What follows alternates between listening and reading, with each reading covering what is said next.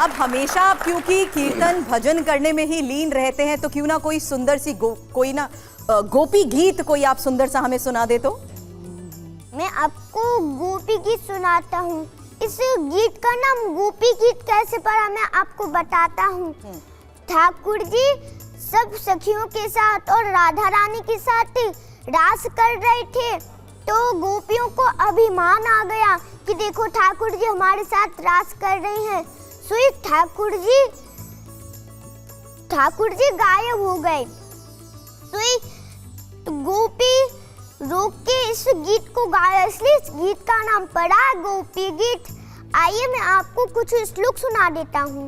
जयति तेदिकं जन्मना व्रज सत इंदिरा सस्वदत्रहि दैत्यदृश्यतां दिक्षुतावका स्तैवृता सहस्त्रं विचिन्वते सरदासये साधु जाट सरसिजोरर श्रीमुसादृशा रत्नाथ ते शुल्कदासिका वरदनिघ्नतो नेह किं वध विषजलापयात् व्यालराक्षसात् वर्षमारुतात् वैजुटानलात् विस्मयात्मजात् विश्वतो भया दृशवते वयम् रक्षितामुहु न खलु गोपिका नंदनो भवान् अखिल देहिनां अंतरात्मदृक् विखन साटितो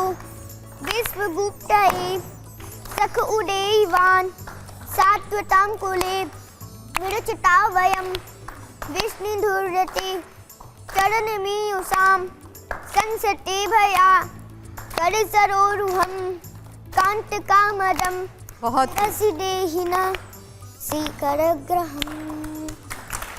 बहुत खूब, बहुत खूब।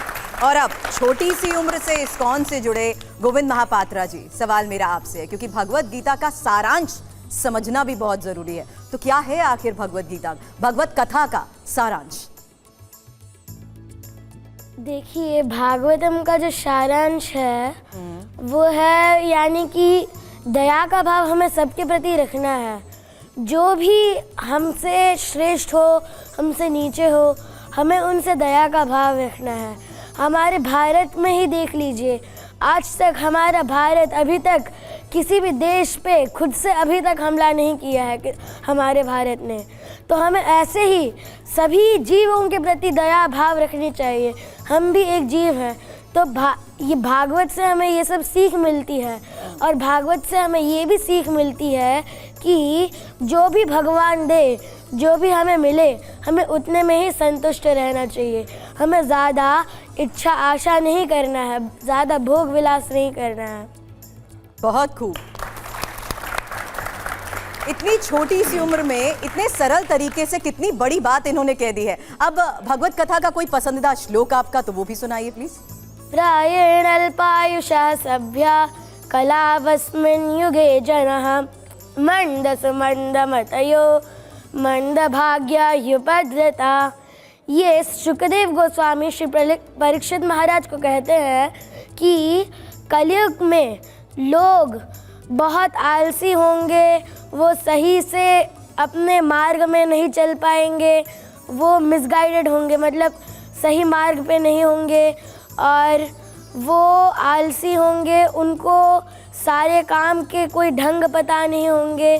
तो ऐसे उन्होंने हम लोगों की व्याख्या की कि हम लोग आगे जाके ऐसे होंगे।